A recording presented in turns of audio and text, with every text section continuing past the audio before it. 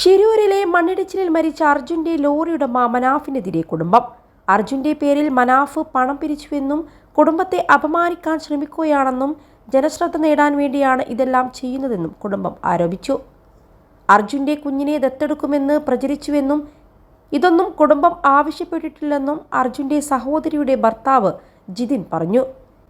ചിലർ വൈകാരികമായ വിഷയത്തെ ചൂഷണം ചെയ്യുന്നുണ്ട്. അർജുനെക്കുറിച്ച് തെറ്റായ പ്രചരണങ്ങളാണ് നടക്കുന്നത്. അർജുന്റെ പണം ഉപയോഗിച്ച് സഹോദരിമാർ ജീവിക്കുകയാണ് എന്നൊക്കെ പ്രചരിപ്പിക്കുന്നു. ഇതുവരെ ഒരു പണവും ഞങ്ങൾ സ്വീകരിച്ചിട്ടില്ല. കുടുംബത്തിന്റെ ദാരിദ്ര്യമടക്കം പറഞ്ഞാണ് മനാഫ് പണം പിരിക്കുന്നത്. വീട്ടിൽ പണം കൊണ്ട് തന്ന ശേഷം സമൂഹ മാധ്യമത്തിൽ ഫോട്ടോ പ്രചരിപ്പിച്ചു. അർജുന്റെ അമ്മയുടെ വൈകാരികത പോലും മനാഫ് ചൂഷണം ചെയ്തു. സ്വന്തം യൂട്യൂബ് ചാനലിലൂടെ തിരച്ചിലിന്റെ വിവരങ്ങളെല്ലാം മനാഫ് സംപ്രേഷണം ചെയ്തു. തിരച്ചിലിനെത്തിയ ഈശ്വർ മാൽപ്പയും യൂട്യൂബ് ചാനലിലൂടെ ആളെ കൂട്ടാനാണ് ശ്രമം നടത്തിയത്.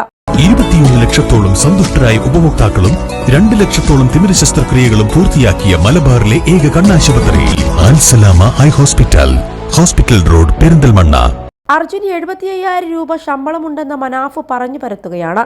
അർജുന്റെ പേരിൽ കുടുംബത്തിനായി പണം പിരിക്കുന്നത് അറിഞ്ഞിരുന്നില്ല. ഇനി ആരും മനാഫിന് പണം നൽകരുത്. ഞങ്ങൾക്ക് ആ പണം ആവശ്യമില്ല. ഇത്തരം നടപടി തുടർന്നാൽ മനാഫിനെതിരെ നിയമ നടപടി സ്വീകരിക്കുമെന്നും കുടുംബം അറിയിച്ചു. തുടക്കത്തിൽ പുഴയിലെ തിരച്ചിൽ അതീവ ദുഷ്കരമായിരുന്നു. കോഴിക്കോട് MP MK രാഘവൻ ഓരോ സമയത്തും വിളിച്ച് കൂടെയുണ്ടായിരുന്നു. മാഞ്ചേശ്വരം MLA AKM അഷ്റഫും താങ്ങായി മുഖ്യമന്ത്രി പിണറായി വിജയനുമെല്ലാം കൂടെ നിന്നിരുന്നു. AKM അഷ്റഫ് MLAയുമായി ചേർന്ന് കർണാടക മുഖ്യമന്ത്രി സിദ്ധാരാമയ്യയെ കണ്ട് ഡ്രെഡ്ജർ എത്തിക്കണമെന്ന് ആവശ്യപ്പെട്ടു. 2 സംസ്ഥാനങ്ങളിൽ നിന്ന് വളരെ വൈകാരികമായ അന്ത്യാഞ്ജലിയാണ് അർജുന് ലഭിച്ചത്.